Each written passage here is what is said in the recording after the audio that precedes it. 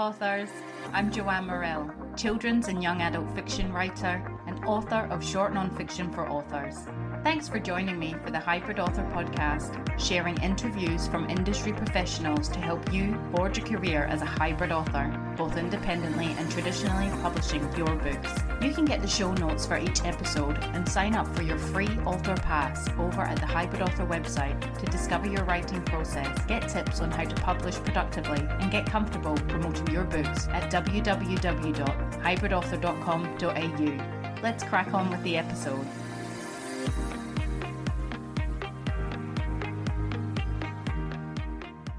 Hello, authors! I hope you're all keeping well in whatever part of the world you reside and listen to the podcast in. Today's interview is with smart author media book marketing expert Chris Benetti, and we're chatting about ways authors wrongly market and sell their books, identifying the target market of your book, converting readers into clients, actionable strategies authors can take to market and sell their books, AI tools creating book marketing assets, business book collaboration, and much more.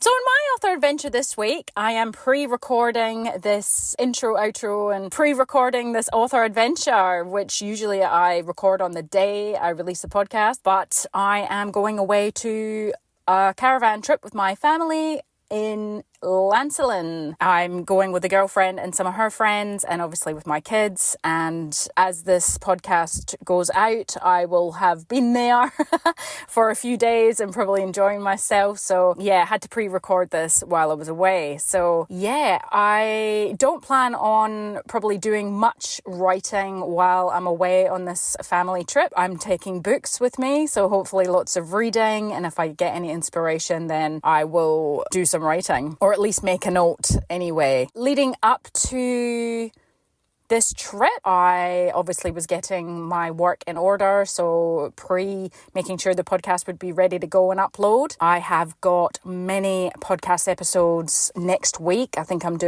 batching about 11 or 12 over 3 days.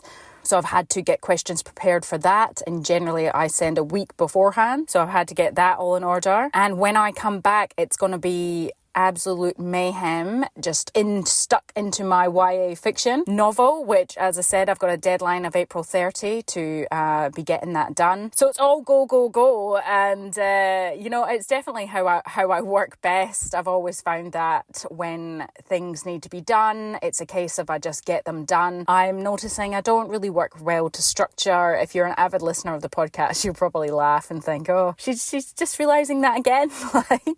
Structure in terms of I wanted to do morning writing 5 till 7 in the morning, and whilst I have achieved this goal on various days, I haven't achieved it consecutively all the time, and that's okay. That's okay. I was up at 4 o'clock this morning and did some writing, and then I tend to sort of crash out. I'm quite wide awake at 4 o'clock. 4 seems to be a good time to kind of wake up, write for a bit, maybe even till 5 or 6, and then sort of go back to sleep for an hour. But I definitely am a night person as well, and some nights not and some whatever, but when things need to be done, they get done. And it doesn't matter what time of day, what hours, how long I spend, or putting down a rigid writing schedule or work schedule or whatever. What needs to be done will get done, and that's just the way it is. So I had a really, really inspiring weekend, and I went to a book launch, which fellow Squibby member Callum Greenall, and I must apologise, I keep saying that he's a fellow Scot. He's not. He's from England, but I think that maybe he lived in Scotland or something like that I'm trying to claim him as Scottish. I can't remember.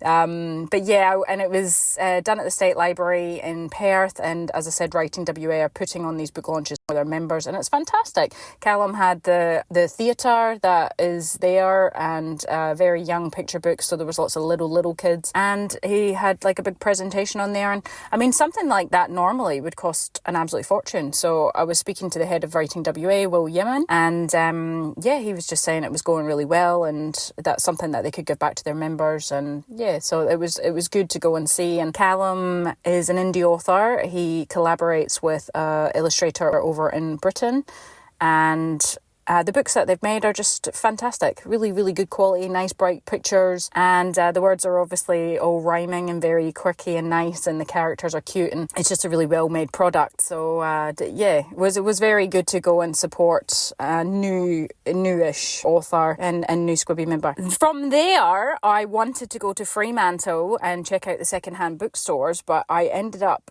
finding, as you know, I'm the Squibby West newsletter editor and social media person, and whilst I was conducting the newsletter for this month, I was looking at other industry events, and on the Writing WA website I found this event. Now, this is a global podcast, so anybody listening in different countries, what are your writing bodies? What are your writing organisations? So for where I live in Perth, Western Australia, we have Writing WA, which puts up all events, writing events, industry events in the local area. We have the Australian Society of Authors. Again, they have good things that happen. In your country, what writing organisations do you have, and do they put up industry events and whatnot? And I'm talking book launches, just other events that you can go to, because it's really worthwhile getting yourself out there. So I found this event that was being held at, it was called the Backlot Studio. Now, it's in West Perth in the city, and it was book to film, and the film was the Village of the Damned, and it was a 1960s black and white film. Now, I've seen Children of the Damned, which was an American remake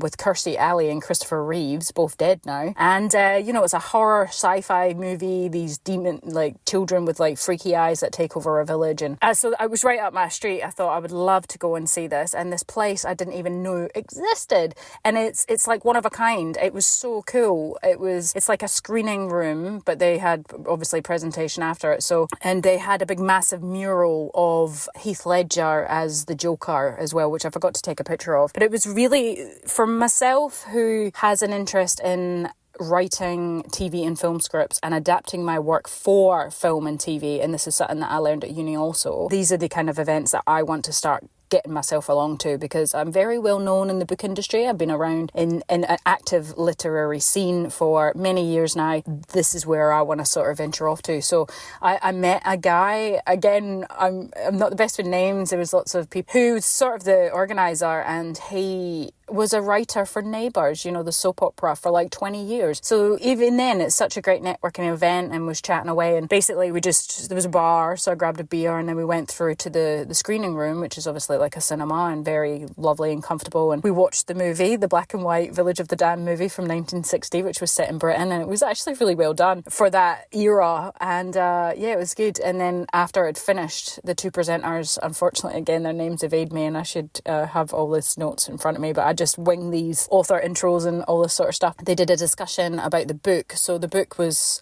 based on John Wyndham's The Midwich Cuckoos. So they talked about the difference between the book to the film and other versions and things like that, and it was super interesting. And then obviously opened it up to the audience to have question time and answers. And prior to that, so obviously I went to that book launch, Callum's book launch initially, and then I had some time to kill, so I actually just went to some bookstores in town that I hadn't visited before. And so if you're ever in Perth City, Planet Books is just along from the State Library in Northbridge, and quirky little bookstore, really more novelty stuff in there. I had quite a laugh at their cards. They had all these funny sort of cards that were kind of Perth related, which was super funny, and so I got a bit of a laugh there. What annoyed me about Planet Books, and I don't know if you've ever been to a bookstore before, where you go in and it's shelves and shelves of books, but nothing's labelled, and you figure it out for yourself. This is this section, this is that, but it kind of really annoyed me. I don't know why. I need to have labels. So that was a really great place. And then I walked, which it's pretty hot here over the weekend. It's meant to be autumn, but it was 35, and I had this blooming dress on and boots, and sweat was trickling down my back walking. It was about 12 minutes to the next bookshop, which was I think it was on Beaufort Street, but it was Mainly Books. It was called Mainly Books, and a secondhand bookstore. And this place, oh my, I just opened it, and again it was like corridors, wall to wall shelving of books, and this guy had a label machine, and he'd gone for his life. So they were all in order, poetry, but then he had the books that he had actually labelled ask for this person. These books were similar to this person. So not only were these books categorized properly, they were all in sort of recommended, you like this will suit this, and all these old editions, and the smell of the place, it reminded me of, like, it just sounds gross, but like smells from my childhood, libraries, books, my family's homes, things like that. It just brought back memories. Smell is such an evoking sense. It is for me anyway, and it's definitely something I use in my writing as a sensory thing a lot, probably more so than any of the other things. And what I loved is you sort of walked along this corridor and then it turned off into another kind of out the back room corridor thing, and he had little seats everywhere that you could just sit down and read if you wanted, all mismatched, and some books were all piling up off the floor, and of course the ones that I wanted were at the very bottom of these piles, so I had to use my bum, excuse for want of a better word, and my elbow hold the pile while I was grabbing the book out of the bottom. So I was really excited because I found an old copy of Peyton Place. So my daughter is called Peyton, and sort of older generation, every time I said that her name was Peyton, they were like, oh, Peyton Place, and it was actually a television series, American drama, small town, that kind of thing. And I love small towns, and I'd heard of Peyton Place, and this book is a very well-known classic in America about small town living and life and dramas and things like that. And there's a picture on the back of the author sitting at home writing it on her typewriter, and she just looks like, your average mum, and she done it with kids at home. And I'm so excited that this book I think this is the book that's coming with me to Lancelin, so I'll let you know. And I left with other books as well, and the guy just had such a great collection. I was in there for ages. I could have stayed there all day. I was really happy. But then I was like, gosh, I've got to run to this book to film screening. So very, very inspiring day that I had, as I said, celebrating the launch of a fellow author's book, on the quest looking for other books. I was also looking, which I went out the window when I went to that Mainly Books, but in Planet Books, I was looking at the women's fiction sizes, what stood out on the shelf, what covers got me, that sort of thing. Definitely seen a size that would be good because we're in April now. My women's fiction book is in this competition with the Australian Society of Authors. It gets drawn on the 1st of May, so we will find out whether it has placed or won, even better, on the shortlist. And if it has not, then I will be reverting back to the original plan, which was to self-publish this book. So I now need to get into place what the product's going to be like, and I really need to get my finger out, I guess, with that. So that is looking at size, where I'm going to print. I wanted to get some local printing costs done this time rather than going through Ingram Spark, which is over east, which again might still be the way that I go, but I just don't know yet. So yeah, I did all that too. And then obviously just a different kind of industry event, still book orientated, but also film, because I want to see the reasons why things come from the book or they don't come from the book, and how I'm going to adapt my work otherwise, because this women's fiction book and possibly this YA book, so the women's fiction, I'd be more inclined to make that into a TV series, whereas the YA, maybe a movie style script. So definitely would like to do 2 scripts at the end of the year, and this is me sort of moving into that scene, I think. So from watching that Village of the Damned film, I've now got the book it was based on. I'll read that, and I'm also going to read the screenplay that was for the original 1960s Village of the Damned, because there was such visuals, expressions, and how they wrote that. I'm quite intrigued. Script writing is completely different from narrative prose writing. You're pretty much just writing what you see, and it's like in novel writing they say show don't tell. In script writing it's a lot of telling, so very different mediums, but both that I love and hope to join together.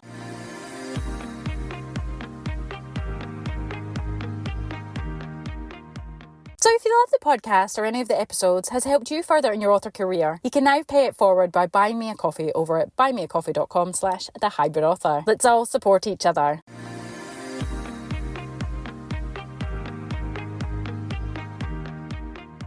Chris Benetti owns Smart Author Media and is an expert in book marketing. To date, Chris has helped his clients collectively generate over 20 million in sales from their books and digital offers. And in 2023, Chris sold over 19,000 books for his clients. Chris's mission is to make marketing and selling books easy to understand for business owners by educating them on fundamental marketing strategies with a no BS approach, which we appreciate. Welcome to the Hybrid Author Podcast, Chris. Thank you for having me. It's a pleasure. We're thrilled to have you. So we'll just jump right in. How is it you came to join the publishing industry? Well, I kind of noticed there was a bit of a gap in the market. Ultimately, I had a funnel and marketing agency previously, but wanted to transition to be a little bit more niched. And yeah, so I did some market research and just noticed that authors and business owners were being kind of underserviced in the ongoing marketing aspects of their book. You know, there's a lot of writers out there, there's a lot of publishers, there's a lot of people who help with launch campaigns and bestseller campaigns, but no one really who offers recurring services to help authors consistently sell books. And so that's kind of where I came in, just finding that gap in the market. Yeah, that's really cool. I myself, as an author, haven't ever heard of many services that way. So that's, yeah, no, that's really good. What are some of the services that you offer to authors that you've sort of found that isn't there? Yeah, so primarily it's two things. It's book funnels, sales funnels, or lead funnels for books, and paid advertising. So, paid advertising with social media ads like Facebook and Instagram, or Amazon ads as well. Fantastic. So with authors' marketing efforts, and you've obviously, as you said, you've noticed there's a gap in the market for services that you're offering and that you've taken on for authors.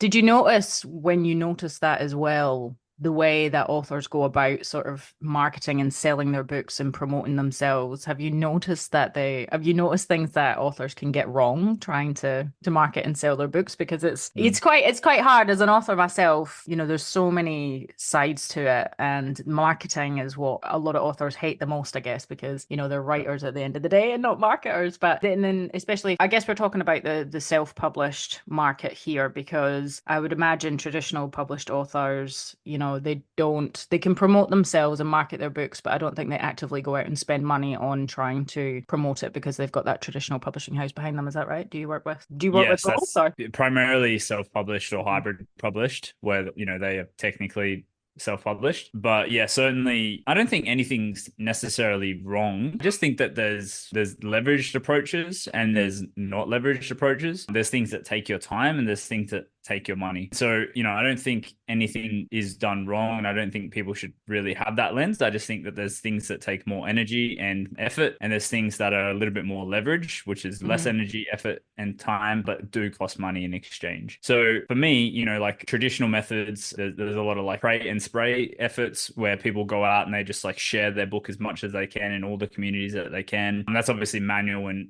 questionable how effective that is. There's obviously doing, speaking tours and getting your books out in that way. There's doing podcast tours and getting your book out in that way, which are all fantastic opportunities and can create some leverage for you because you're leveraging other people's audiences, but they obviously do come down to your time being used. And then, there's the social organic hustle that you can do as well. You can create YouTube channels for your book. You can, have a page and share that kind of stuff as well on your personal page or a business page around your book, as an author. But again, that's sometimes questionable how effective that is. And it does take a lot of energy and effort, to kind of do that approach as well. So for me, I just looked at it from a different perspective. How do we, instead of spending so much time and energy, how do we use money and do some really effective advertising to get in front of the potential right readers for us to get our book sold or give our book away. And that's kind of the approach that I have taken, because it ultimately is leveraged, and you can kind of turn a dial up and down just based on how much you want to spend. So you can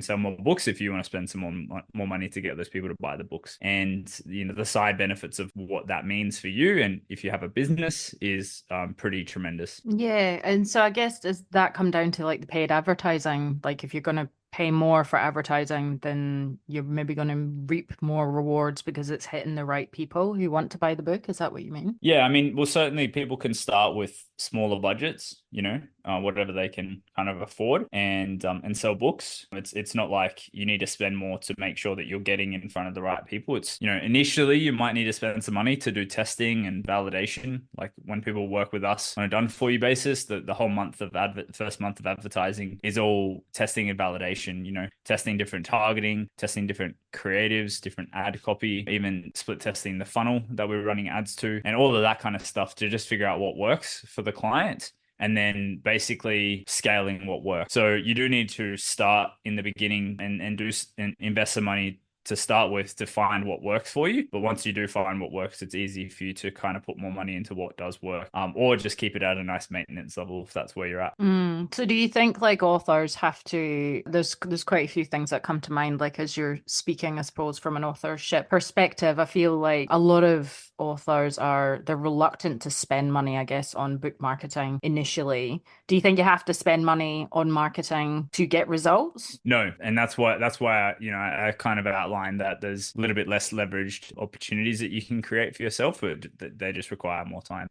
So, certainly if you don't have the money, you got to spend the time. And I think that's true with almost everything. Even writing a book, you could have a ghostwriter help you out, which is less of your time, but costs money. Or you could have someone help you with publishing, which is less time, and you don't need to necessarily know all the steps, but it costs money. And so it's just looking at that approach of, what do you have right now, and whatever resource you spend, is kind of it will determine what actions you can take, if that makes sense. Yeah, no, it does. So do you guys sit down with authors and then obviously hear about their books? Do you guys assess the target audience for the book, or do you expect the authors to know exactly who they're targeting from the get-go? Well, a bit of both, Joanne. I would say that's a lot of the authors do know their target market and who they wrote the book for, but there's definitely people who aren't super duper clear on that. Most of our clients and people that I do sit down with and work out some marketing strategies with, essentially they have businesses as well, so their book is Yeah. like a lead into their business. Usually the book has the same avatar as their business, and they're pretty clear on who they serve in their business, so it is a little bit easier. But then obviously we have to kind of take that target market and relate it to, all right, cool, what targeting are we going to use in the ads, whether it's Amazon or Facebook ads, and just determine what that means and what tests we're going to run initially as we work together. And obviously, if I'm doing a consulting session or something with someone, I would, give them some recommendations to start with and test initially. Oh, this is a bit of a random question, not one that I've gave you, but have you ever done like I don't know what the word is.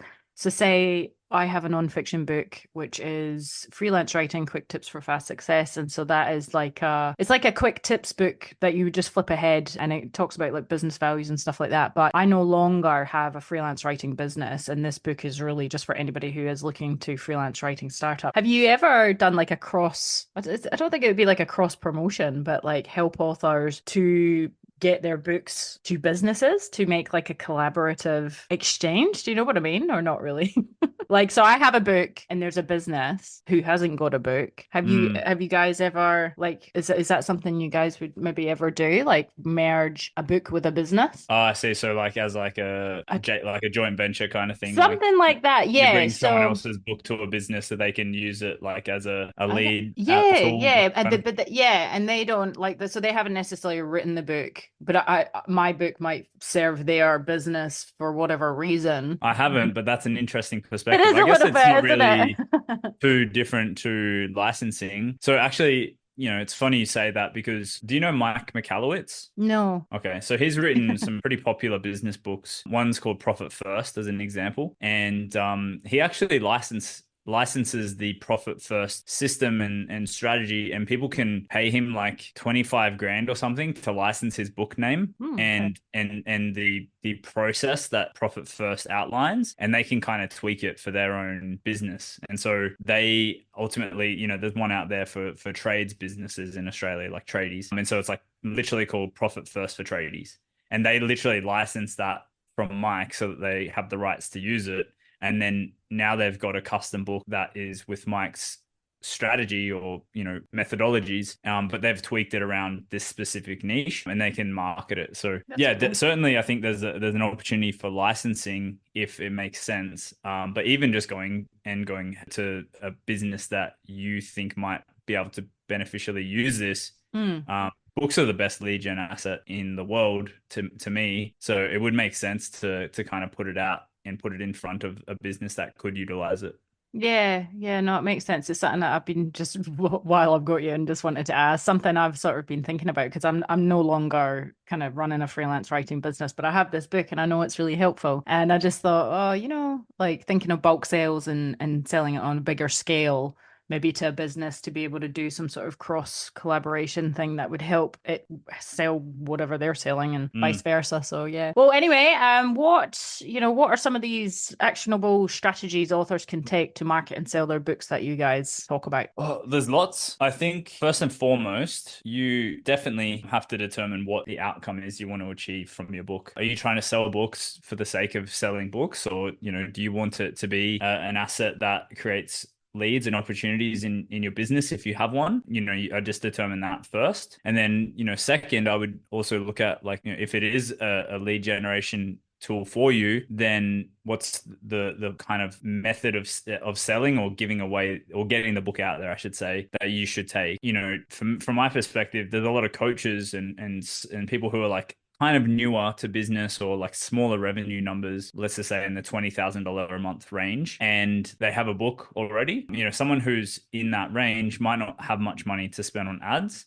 And so they kind of want to get the best bang for their buck. And the way that they sell their coaching program is on a sales call or a strategy call after someone does something with them. So from my perspective, that kind of person should maybe consider giving their book away for free, just as a digital download, which, I know it's hard for some people to hear because they're like, oh, I spent all this time and energy and whatnot on the book, and you just want me to give it away. Well, again, it just comes down to like what the outcome is that you want to achieve from the book. Do you want to get clients from the book, and is it just like a lead gen thing for you? Then I would just suggest, like, don't worry too much about selling the book. And so in this kind of strategy, you can literally run an ad to give your book away for free in exchange for a name and an email address. And then on the thank you page, the page after they opt in to get the book, you can offer a strategy call session with yourself, and you just got to correlate the strategy session to what the book is about. So if your book is about helping authors write their own book or creating a freelance writing agency, then you can say, I've outlined all of the strategies, the tips, and the tricks that you can use to build your own book writing agency. But if you want my help to customize a plan for you to get that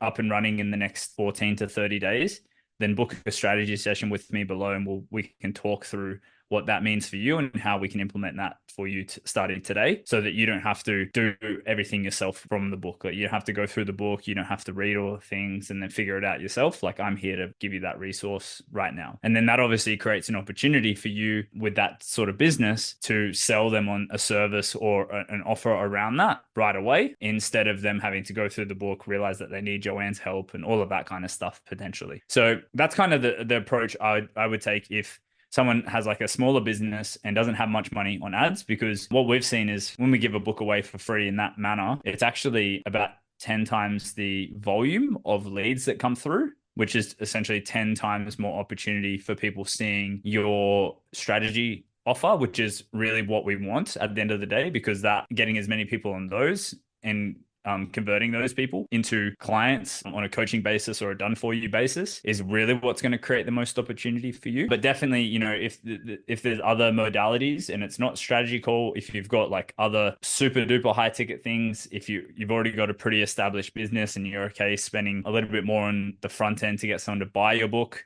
then definitely we do a lot of paid book funnel offers as well, in our agency. And I think that it just comes down to, first and foremost, what's a strategy and how do we best get the best use out of our book. No, that all makes perfect sense there, and it's something that I know you're talking about it from a sense of businesses and bringing in lead generation from the book through having other services for sale and stuff. But that's actually like a strategy that fictional authors use as well. That they put the first in series for free, like they call it, like a permanent free, perma free one, to get people obviously reading that first one and then hooked on the rest of the series. And it's really effective as far as I know. I haven't written that many books to do it yet, but that's the plan. So yeah, no, that does make sense completely. So one of the questions I was going to ask you, which I guess feels more in terms of, say, authorship than say, instead of businesses looking to generate leads from their books. Do you have tips for authors who want to convert readers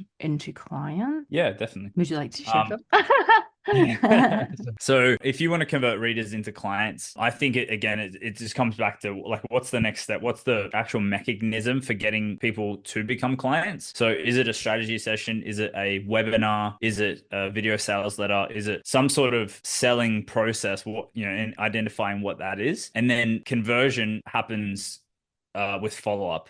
So if someone doesn't book in a strategy with you right away, doesn't watch a webinar right away, then the follow-up should be essentially giving them more social proof and opportunities to reach out for help in those follow-up mechanisms. So for me, it's always about getting people back to the strategy sessions, the webinars, and so on through follow-up email or through follow-up SMS, or even picking up the phone and calling them, through different softwares that are available these days. But essentially, it's like the more you can kind of be front of mind and increase the touch points with people who do get your book to get them back on the next step opportunities with you, the higher conversion you'll have with getting people to become clients with you. And then to further on this, you can also run ads alongside this. So anyone who does get your book, you can do what's called retargeting ads. And so we can essentially set up some parameters to send ads to only people who have gotten your book, not everyone, just people who have gotten your book. And then just remind them that, hey, there's a strategy offer, there's a webinar to watch, there's a trial of my membership available, and so on.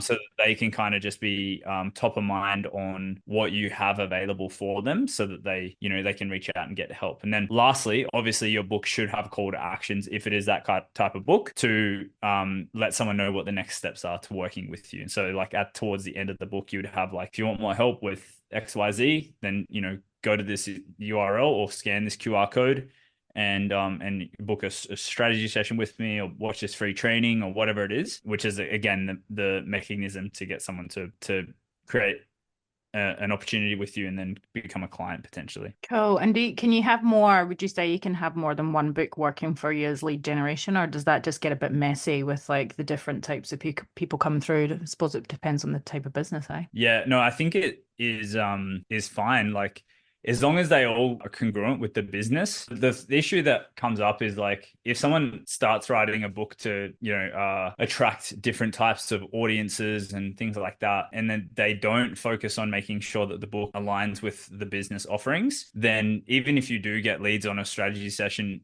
and whatnot, then you're going to have a potential issue where the readers aren't feeling the congruency, and like the offer doesn't align well with the book. So I would just say like each book that you do write, if you have multiple, it might be a different audience slightly, but more so it should align with different offers that you have in your business. So one book might be like around a specific process for one specific offer you have. Another book might be around another offer that you have, kind of thing. Just having the alignment that way. Otherwise, you'll just find that there's a misalignment, and you'll sell a lot of books, or you give a lot of books away, and then all your follow up and all your like outreach to get people to do the next thing with you doesn't align, and it ultimately doesn't convert. And we've unfortunately experienced this with some of our clients. Like, we've marketed books and given away or sold thousands of copies of books, and then there's just not an alignment piece. And so no one really converts and becomes clients. And so it's a little bit of a wasted dollars essentially in these campaigns. But, the benefit is that it does still build your authority in the marketplace as well. So,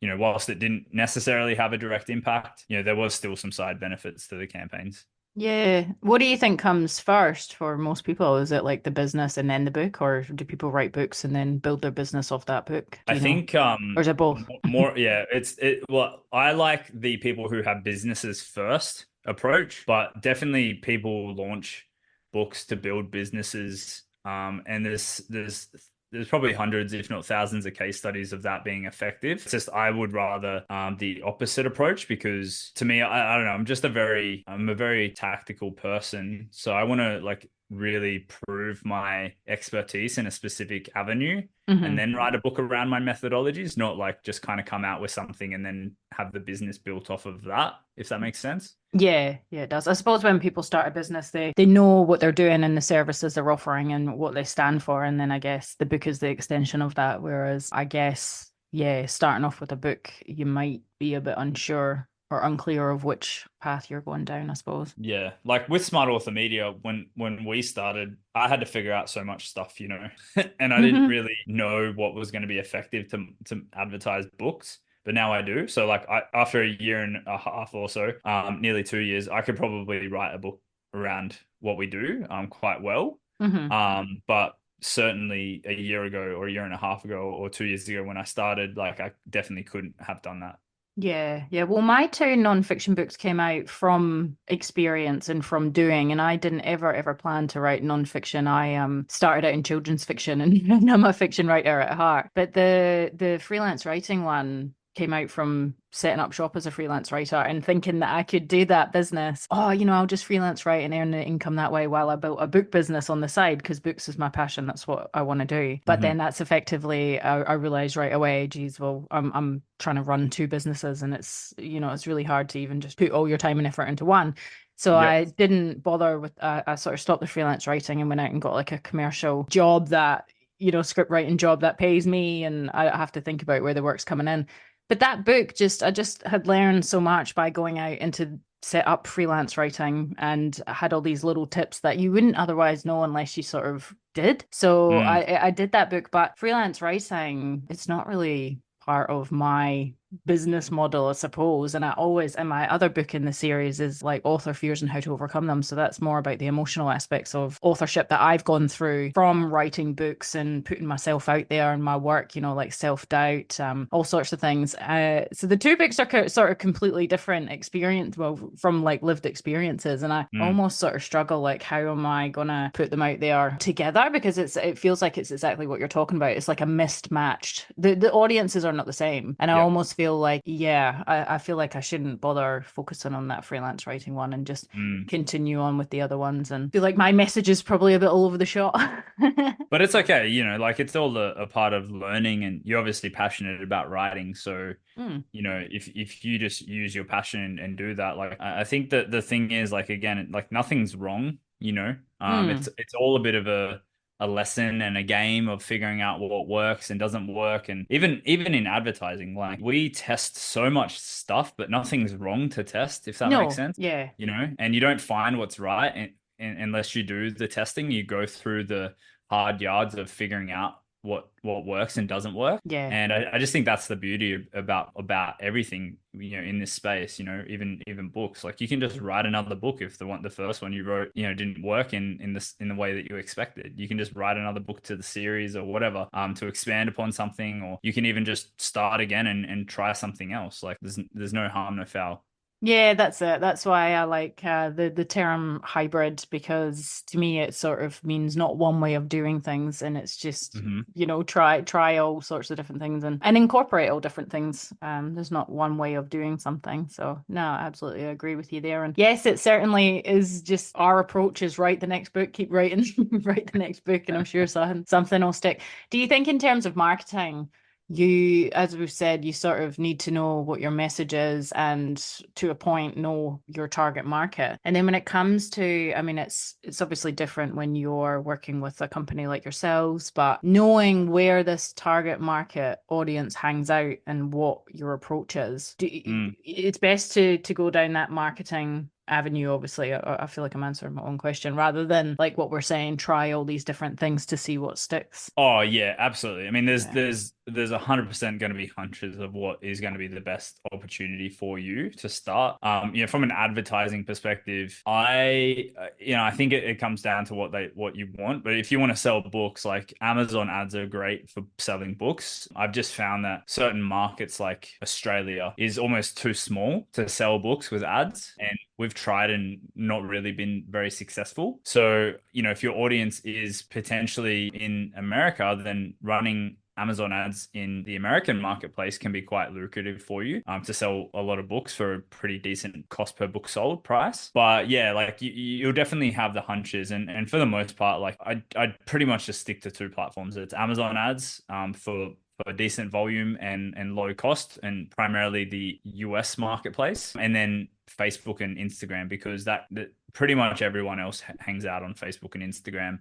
it is just a different style of marketing. It's disruptive, meaning we're putting ads in front of people in the newsfeed, or as they're looking at marketplace or in Messenger or stories or whatever. Whereas Amazon is more search based. So if someone's like searching for a keyword or they're looking at a specific product, we show our ads as relevant products or another product that you could potentially buy or that is a competitor to the one that you're currently looking at. And so it's not disruptive. It's more like in line with searching, which is kind of like how Google ads work as well.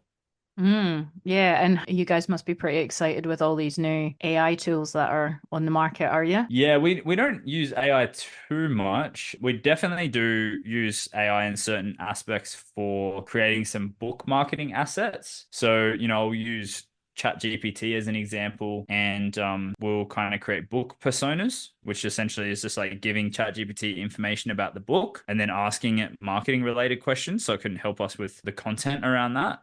And it's definitely just like a starting point, something that needs to be refined quite heavily because AI, and I'm sure you've seen how AI writes, it's a little bit questionable. So we do use it as a starting point, but there's definitely other really awesome things like the platform 11 Labs, which essentially can do replication of voice. So you can like essentially upload a PDF of your book and have it read a audio version in your voice of your book, so you can kind of create audio books using 11 Labs as an example. I think it struggles with accents besides the American accent, so it's maybe a little bit of a work in progress at the moment.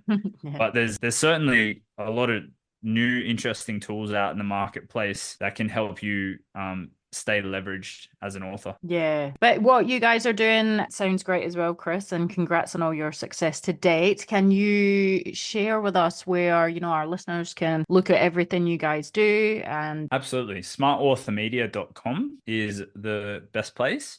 We also run a podcast called Smart Author Podcast, and you'll find that on the website. But essentially, there's a lot of expanded thoughts and tips around all different types of advertising marketing. I have quite a few guests on the show that talk from different angles as well. So it's not just my like one-sided book ads and book funnel approach thoughts to marketing books. So yeah, certainly I think there'll be a lot of, if you're interested in book marketing and everything that goes along with it, there'll be a lot of good things to find on the podcast. Well, that's amazing, Chris. Thank you so much for your time and expertise. Thanks for having me, Joanne.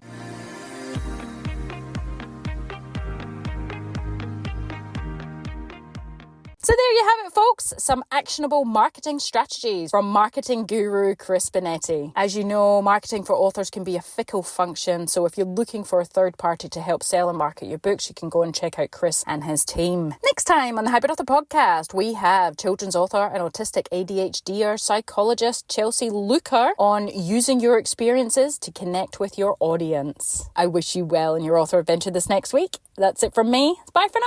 That's the end for now, authors. I hope you're further forward in your author adventure after listening, and I hope you'll listen next time. Remember to head on over to the Hybrid Author website at www.hybridauthor.com.au to get your free author pass. It's bye for now.